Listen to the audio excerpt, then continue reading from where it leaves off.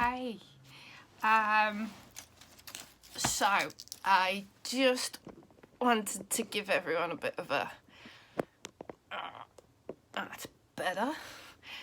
A bit of a update of everything that went on today.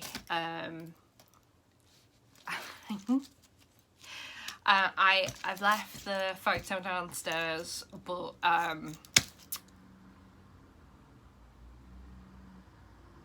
I've already got a picture on here, so once I've posted this I will pop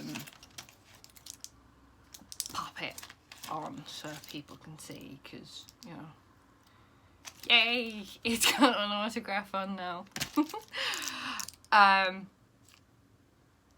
Yeah, it was so surreal. I probably spent way too much money afterwards because I was in such a place that I was like, yeah, I'll have that,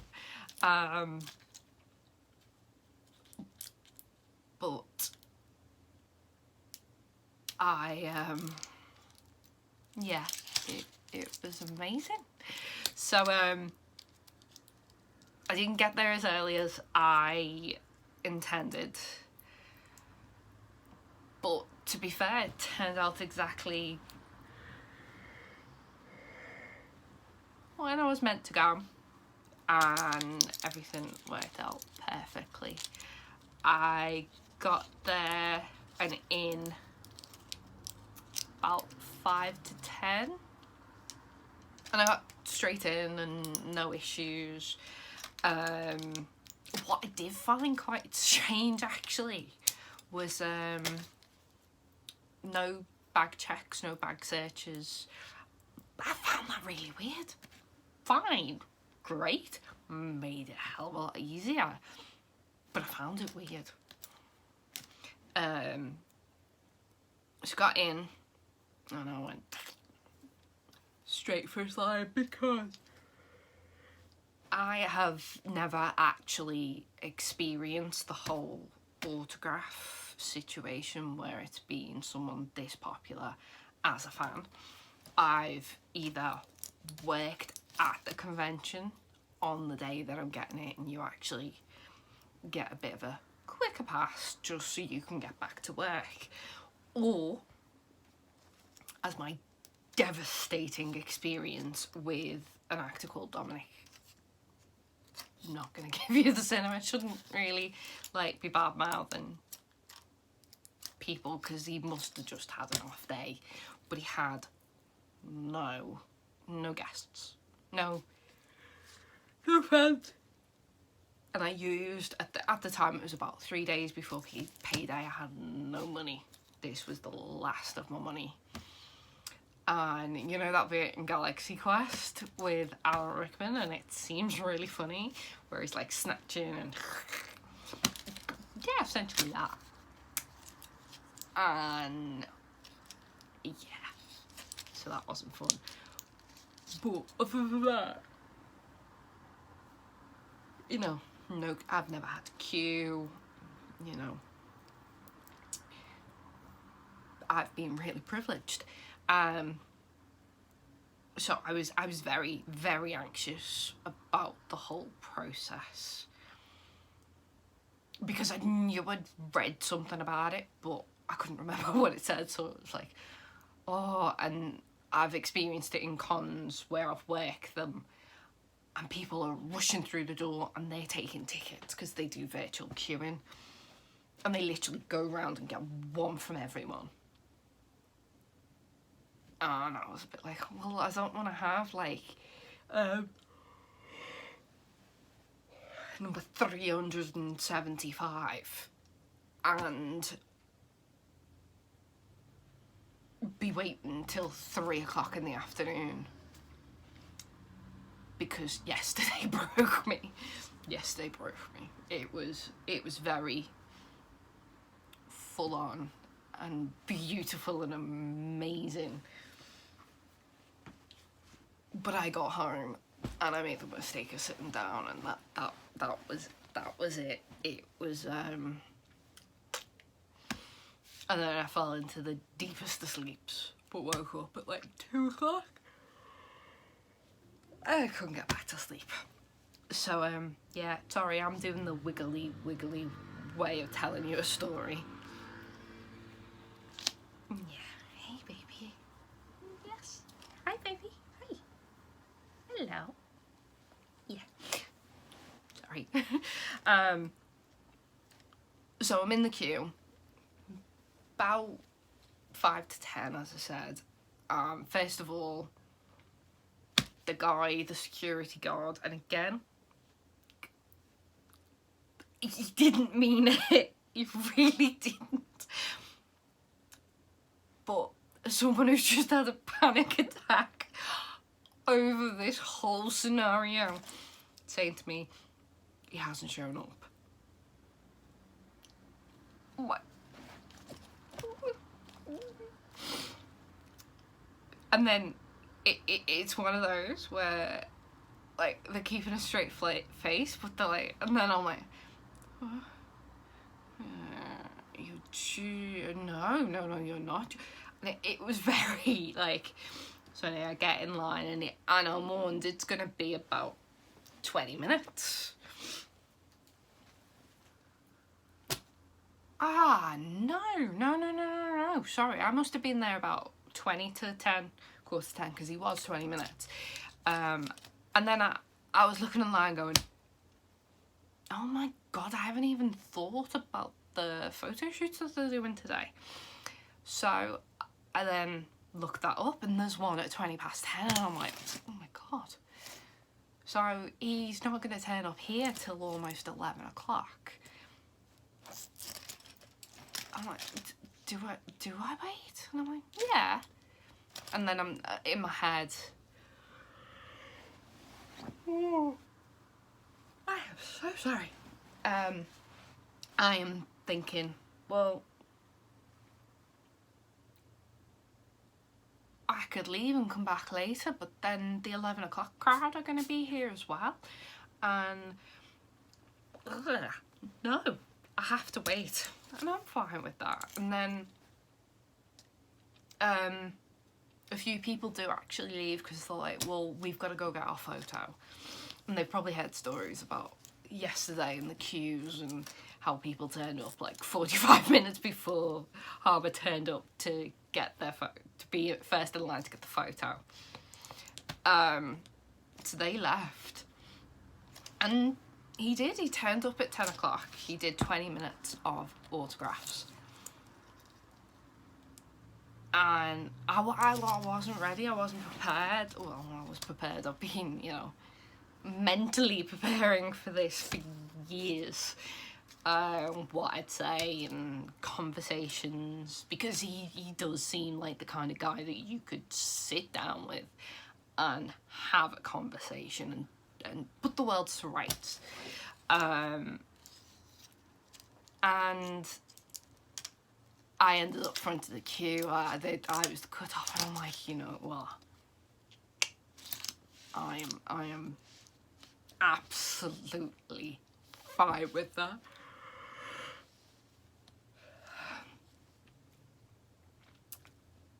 And another guy comes up, and I think he's expected me to be really like, oh, he's worth the wait, and you know what? He is. I cannot imagine what it was like for him yesterday and today. That must be so intense. But anyway, so I'm waiting, and I'm gonna wait till, I think he comes back a little bit before 10 to be fair, 10 to 11. And all the while I'm speaking to, I got talking to the people behind me. I got to watch Elijah Wood sign for people, and oh my God, he's so good with his fans. He is a darling. Yeah, he was doing selfies. He was very, very interactive with his fans. There were certain restrictions with David Harbour. There was no shaking of hands, no hugs, and it is very strange no pun intended, for him, because of he's a very open guy, but obviously with what's going on at the moment, he took up advice, and obviously he's actually filming at the moment, or about to start filming, so it's like, yeah, you totally can understand why he was doing that. And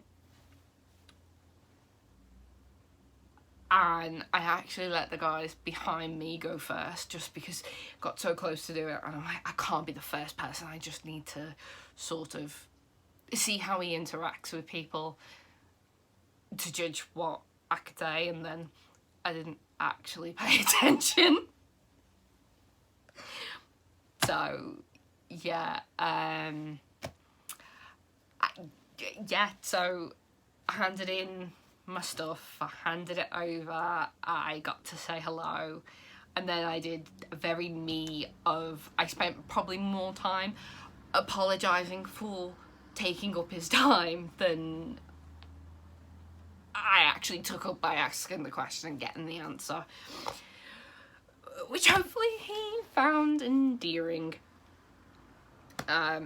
So I said that obviously he didn't have to give an elaborate answer, because the question that I asked him, and it tends to be my go-to answer question for all celebrities, really, mainly because I'm a big fat geek, and I want everyone to do Shakespeare.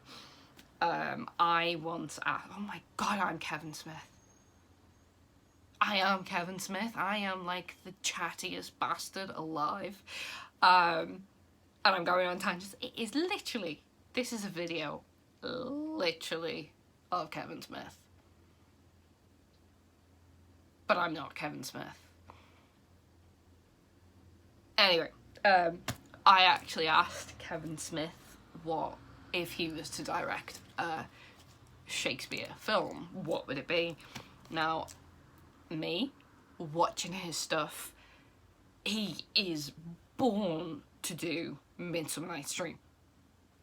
And it's one of those where, and this is where I go, I'm going to direct Kevin Smith, which, you know, that's never going to happen, but you can have one of two people in the role of Puck. You can have Jason Mewes. You could totally have that, and that would work. I would love to see that. But on the other hand, I would have Kevin Smith doing Puck, and then what you would do is all of Puck's soliloquies and everything would be either removed or given to other people, for the sole reason of it. First of all, it sticks to the trope of Silent Bob, and there is one soliloquy you get him to do, and it's the final one, the "If we shadows have offended, think but this and all is mended," and I think that would have a really big impact by having Puck be, and there's no two ways about it, Puck is Tinkerbell. It is a very Tinkerbell-ish character. In fact, most plays today make the character female. So to then have Silent Bob do it, it is just perfect. However, and I actually didn't know Kevin Smith's educational background or what he did at college, and he really surprised me. And he said Hamlet, he'd love to direct Hamlet, and it's like, I'm bored of Hamlet. Up until I saw a one recently, no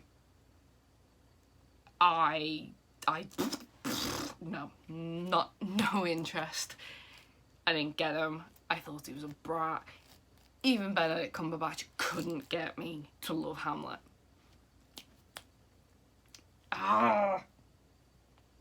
the vicar from Fleabag. I haven't even seen Fleabag, but I know he plays the Heart Priest in Fleabag. Andrew Scott. He did it. And oh my god, I instantly got it. I understood everything. I mean, Lion King is Hamlet. Still. No. And then Kevin Smith talks about how much he loves it, and he just makes me go, yes, I want to see that. I also want you to see Midsummer Night's Dream. But yeah. Anyway, back to David Harbour. So, I first of all apologised, and then I asked him if he was to do theatre here again, because the last time he did theatre here, he won an award, I believe. He did Who's Afraid of Virginia Woolf, playing the partner of the visiting couple. So I asked him if he was to come and do theatre again here, and if it was a Shakespeare, what play would he have to be offered to accept? And again, I have personal views on what I want him to do, but I'll come back to that. He said Coriolanus. So yeah, I'm about to go on a campaign. Massive campaign. I want him to come and do Coriolanus. And then see him on the stage door, and I was like, it was me you said that to. And he actually, and this is what I love. This is why I ask these questions. Because one of the reasons why I've asked him that is because he's played opposite Al Pacino. Want to say it was Merchant of Venice, when they did Shakespeare in the Park in New York, and he talks about theatre and he talks about loving it, and you can tell he's a theatrically, and I'm not saying theatrically trained as in Ian McKellen, Patrick Stewart,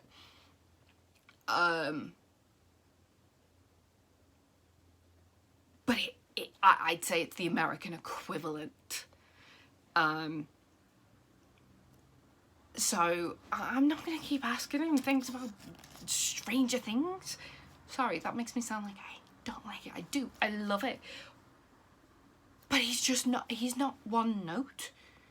And he got so happy. And yeah, well, first,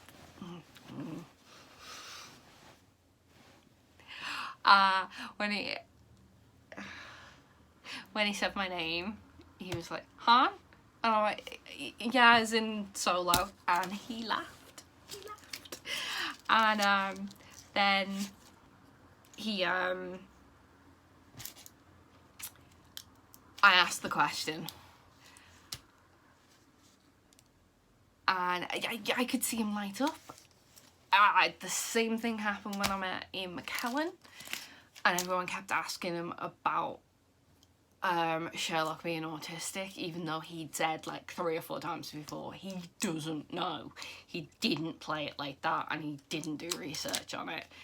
And you could see he was getting frustrated and bored, and I go, which Shakespeare is left that you want to do or come back to and play a different role? And he lit up. It was just fun. It's Ian McKellen, of course. You mentioned Shakespeare and he is gonna glow. And I remember him talking about, I can't remember which characters it was now, but he was talking about making much heavier LGBT links to a particular character and making them gay and making it much more overt. It's just anyway, so I could see that he was like, yeah. And then I was like, right, I'm on it. I'm gonna stop promoting that, and hopefully you get asked. And he actually did essentially what I tend to do, which is like whenever I smile, I have my tongue out, and I don't even think I said goodbye to him. I think I was just in like class, cause like Coriolanus. Oh my god, I love Coriolanus. Can't remember anything what it's about. I know a soldier, betrayal, double betrayals, and Hadley Fraser kissed Tom Hiddleston, and that was all very sexy. Yeah, so yeah. Because this is now 20 minutes long and I've rambled, I still haven't mentioned, what was that I needed to mention?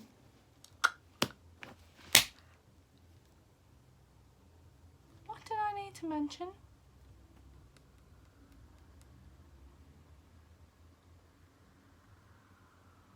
I was like, oh, that's another story, and anyway, I'm still gonna post this one for anyone who is just bored enough to spend the same length of time as a Simpsons episode watching me talk essentially to myself. But yeah, I'm actually gonna re-record where I try not to and go, because I even made notes more about the play that he wants to do and my plan that will probably be much more beneficial. And if I just put this out there, people are gonna watch the first 5 minutes and go, I'm bored, their voice is annoying, and not hear the plan. And people need to know the plan so they can help me get them into a theatre in London so I can go and watch. It's a selfish plan, but it's a plan, and it will make me very happy. And yeah, it seems a little fangirly, but oh god damn it, I need to see him in Shakespeare. Anyone else who wants to help me with Kevin Smith too, and you know. Anyway, I'm gonna stop this one, I'm gonna record the other one, and then I'm gonna put them both up, and then you can ignore me, listen to me, whatever you wish. Love you all. Good night. And I will speak to you soon. Love you all. Bye.